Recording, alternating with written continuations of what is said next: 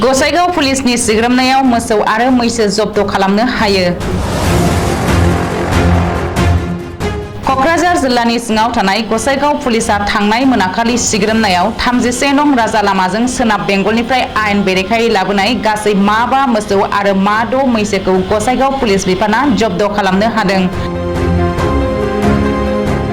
मख'नो गोनांदि आयेन बेरेखायै लाबोनाय गासै मा मोसौ आरो द' मैसोखौ WB63B2323 टाटा DI गारिजों 31 नं राजा लामा जानानै गुवाहाटीसिम लांबाय थानायावनो गसाइगाव जयमागुरियाव जब्द खालामनो हायो होननानै मिथिहोदों।